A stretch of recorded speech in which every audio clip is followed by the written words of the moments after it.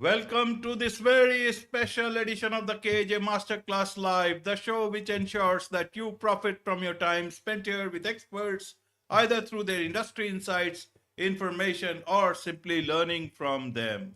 And today we have Greg Cantori. He has a varied background in the government, business, and non-profit sectors, has held senior management positions for over 30 years, and now he is the founder of Little Deeds, a certified aging in place home safety company. Welcome to the show, Greg. Oh, it's great to be here, AJ. Thank you so much for having me. You are welcome. Welcome to the show, Greg. Welcome to India in this online form. And I'm sure not just in India, but a lot of people across the globe will benefit from what we are going to talk right now. We'll talk about home safety, we'll talk about aging, we'll talk about safety for older adults. We'll all talk about all this. But before that, let's talk a bit about your journey, your background, so that people know a bit more about who they are listening to. Oh, thanks, AJ. Well, I started off actually in government for many years and found it not quite as satisfying as it could have been in terms of helping people. So I actually became head of a nonprofit that was helping the homeless. And I headed that up for 7 years in Baltimore, in Maryland, in the United States. And we piloted a program called Homelessness to Home Ownership. So we were actually able to work with the formerly homeless, not only to get their lives back in shape again, reconnect with their family, reconnect with a job, help with drug, alcohol, and mental illness assistance as well, but actually got them to purchase the homes that they wanted to live in the neighborhood. And one of the things that we discovered was that they didn't have a lot of credit because they were a cash economy. A lot of times they just did things with cash. And so they didn't have credit to ruin. And that made it very, very viable, very possible for them to actually go ahead and buy a house. Now, through that process, we actually hired the formerly homeless to help maintain and improve senior citizens' homes that were very low income. And one of the things we all discovered by accident, was that being a senior citizen and being homeless had a lot of similarities. Both of them suffer with loneliness issues, with being isolated from society, and and frankly feeling like they're outcasts like that. So especially the lower income seniors didn't have a lot of options to network or be around people. So the our formerly homeless men and women would actually go ahead and repair the houses of these senior citizens, and we would get phone calls back in the office saying, "Oh, is Bob still there? Could he come over? I just baked him some cookies." And I said, "Bob, go, go, go, go." And I realized that it was helping Bob, the homeless man, tremendously, because for the first time, he was being valued for what he could contribute to someone. And Mrs. Smith, who called for many years, had been isolated, now has someone who would love to come and talk to her and help her with their chores around the house. And that stuck with me for many, many years, for 30 plus years, as I went through the sector, working with other nonprofits, a sailing center, a foundation that gave away money. It was a lot of fun giving away other people's money, and eventually taking over the Association of Nonprofits for the state of Maryland, supporting all the nonprofits in their wonderful missions. When I retired from that, I decided that Bob's story and that story of working with the seniors really resonated as I'm getting older. See, I've got the gray hairs to prove it, and we need to go ahead and see if we can do something similar to what we did at Light Street, where we were helping the low income seniors and the homeless. And so Little Deeds was born. The idea being that small things can make a big difference in people's lives. It really is true. Small things make a big difference in folks' lives. And the small things that we do at Little Deeds is everything from as simple as fixing a door so it doesn't, stays locked correctly all the time, to putting in a grab bar so they have something to hold on to in the shower so they don't fall down. The number one cause of injury for seniors is in the bathroom, is in the shower area. And that area needs to be as safe as possible. And we've expanded that much, much more now. We're including ramps and thresholds and We even do tub cuts where we can cut the side of a bathtub out and make it into a shower, so that you can step into the shower as if the tub wasn't even there. And we're the only company in Maryland that offers that service now. So these are all the little things, little relatively inexpensive things that can be done to make a home safer and more accessible. And that's what we're all about. Absolutely, absolutely great. So I want to understand then how. Tell us a bit about Little Deeds. How does it understand the challenges of the elderly population?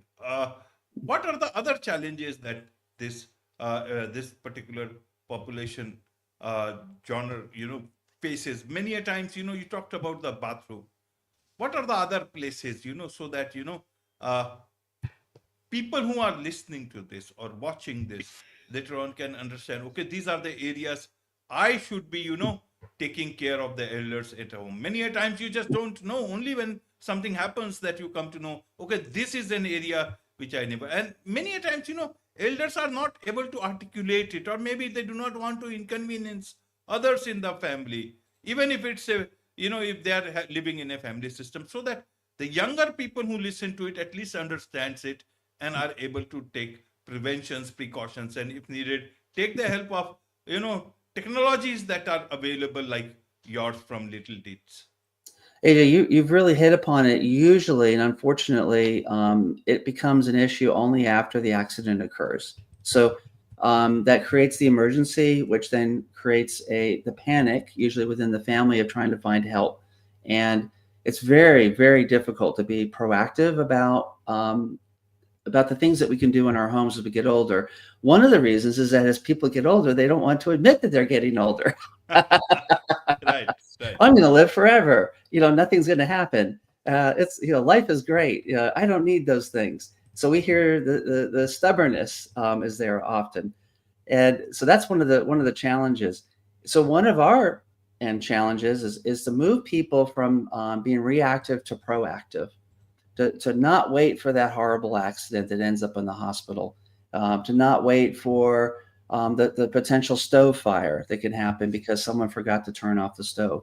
Those are the safety things, and that's challenging. I think I saw in the statistics from the AARP, that's the Association of Retired People in the United States, is that only about 3% of the homes are actually accessible in the United States, and only about 5% of people who are getting older proactively plan for aging in place.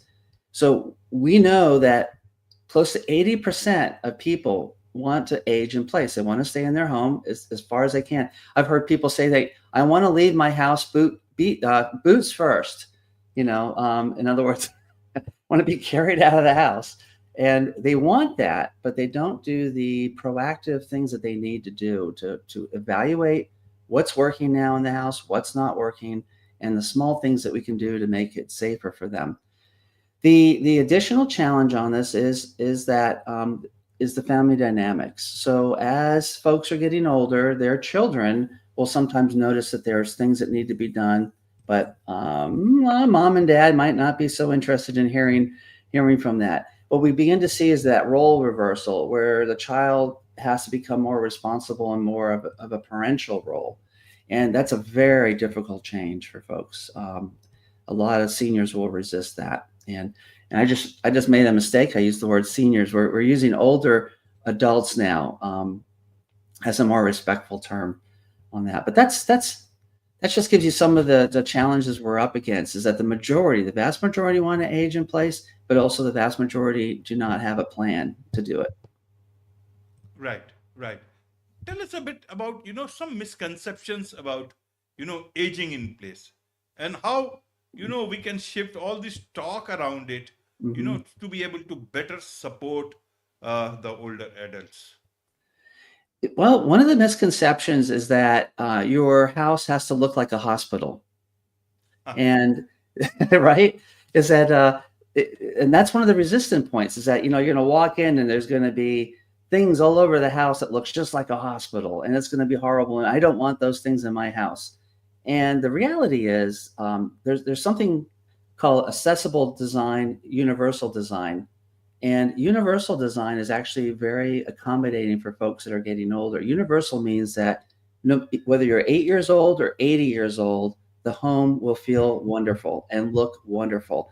And what I mean by feel, it means that you don't have a threshold to trip over. It means that the doors open the right way and they feel great when you do that. It means that the locks lock correctly, that there's a lot of light in the right places at the right time, that at nighttime there's light in the hallways and so on, so that you're not tripping in the dark. That's all universal. And there's also universal design like in the kitchen and in the bathroom. You can do things to make it very safe without looking like a hospital. And even grab bars nowadays, grab bars can be made in styles that we see all the time. Like, for instance, a grab bar can also be a soap dish holder, or a grab bar can also be a towel holder. It actually has a separate towel holder below it. And it's also with a design that fits in with the existing hardware of the bathroom.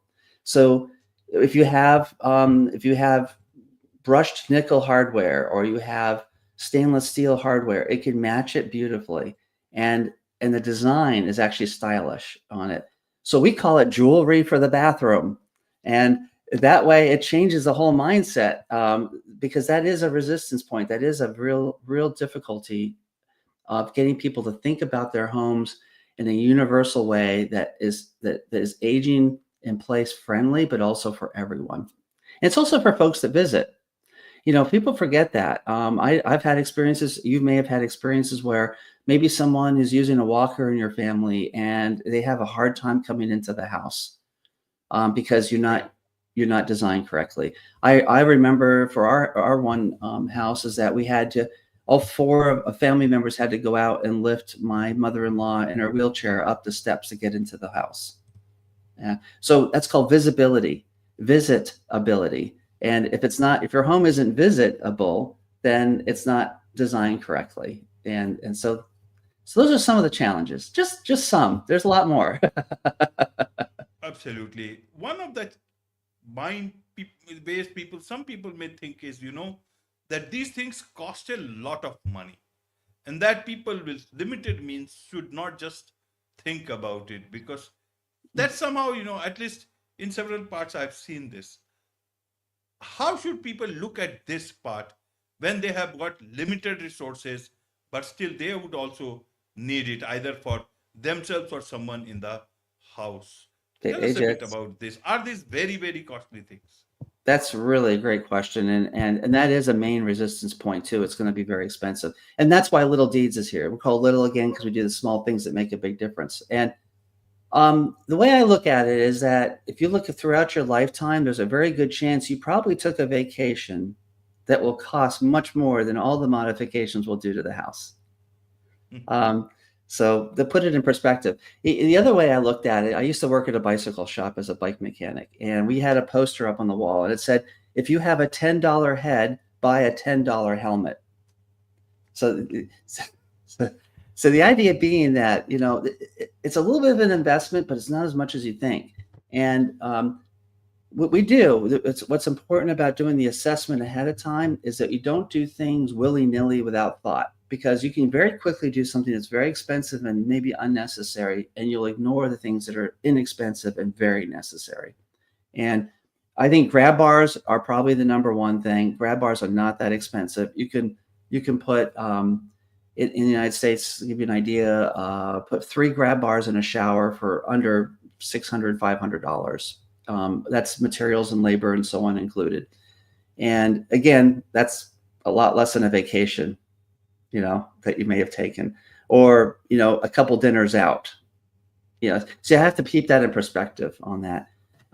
So a lot of these things can be done very inexpensively. Changing a threshold might be $100 or $200.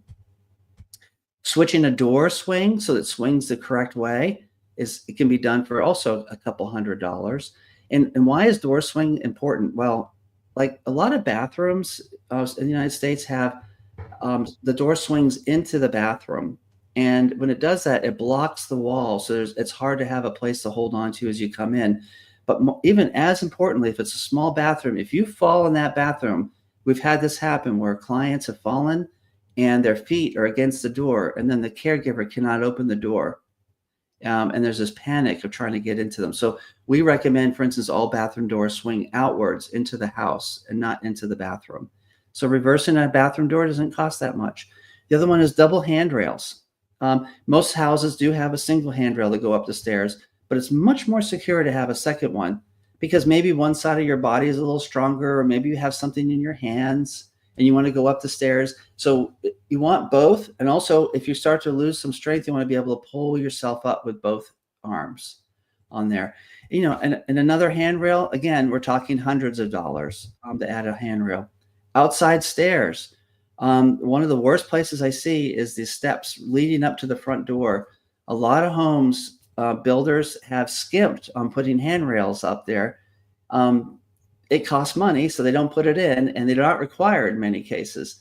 But it's one of the most dangerous places is when you approach your front door and it's icy out, it's raining out, or there's some leaves on the ground that are wet, and you don't have a handrail to hold on to, and you've got groceries, and you're trying to reach the door and fumble for the key. It's very dangerous. So a handrail, again, we're talking hundreds of dollars to put that down. We could pretty much make a home very safe for under, I'd say, $3,000 total. Yeah. Right, right. You talk about, little things can make a big difference. What do you mean by that? I understand it, but I want to understand your perspective so that others also do understand that. It's a philosophy in addition to the service. The philosophy is sometimes something as simple as making a happy call.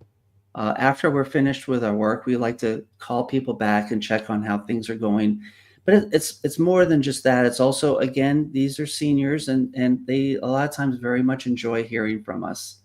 And we become very close relationships with a number of the people we've worked with because we say we're here for the rest of your journey of your life. Whatever happens, we're here for you. And that's a little thing. That means a big thing. That means it can make a big difference in someone's life. To know that somebody is watching for you, watching out for you, is in your best interests, is advocating for you. Because let's be honest about it, is that seniors, unfortunately, are preyed upon a lot. They are the primary group that the scammers love to go after. Unfortunately, a lot of contractors like to take advantage of. There's just on, and they need a place they can trust. Absolutely. And that's where Little Deeds is. So that's a small thing that does make a big difference. And we just mentioned the smaller things too. An example being that we would do some work in someone's house and we noticed that the light switch isn't working, or the light bulb is burned out, or the smoke detector isn't working. We'll sometimes just go ahead and do that small little thing and not charge for it.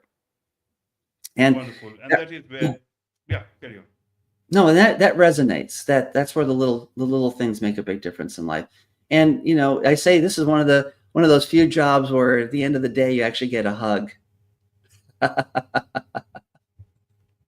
Absolutely. And that makes a lot of difference. Tell us a bit. You work also, you have got this and Cantori Cares. What is this? Is it different than Little Deeds? Tell us about that. So Cantori Cares is the owner of Little Deeds. Little Deeds is the subsidiary of that. Our family, my daughters are both adopted as teenagers from an orphanage in Colombia, and one of the things that I've discovered about them is, and in all of our life, including my parents, is that we are very much of a giving family. There's a sense of gratitude and a sense of wanting to help others, including animals. Both my daughters absolutely love animals. One is actually a veterinarian technician and does that. So there's a sense of care, of caring for others. And that's our overarching family philosophy.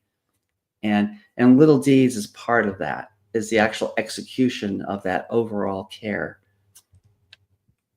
Wonderful, wonderful. There is much to learn about Little Deeds, about caring, about the needs of our older adults. So a lot of people who would want to connect with you, learn more from you, about Little Deeds, what is the best way for them to do so great? Is a way to go to our website, littledeeds.com. Very straightforward, or to give us a call at 410 in Maryland. That's where we operate now, at 410-450-4466. And you can text us. We love texting. We've discovered seniors have become very good at texting. And so we spend a lot of time just texting back and forth. And it's like a real conversation. It's just great. But yeah, those are the two best places, through texting, calling, or go to our website. Wonderful. With this, it's a wrap on this very special edition of the KJ Masterclass Live. Thank you so much indeed for joining us. AJ, thank you very much. It's been a real pleasure, real enjoyable.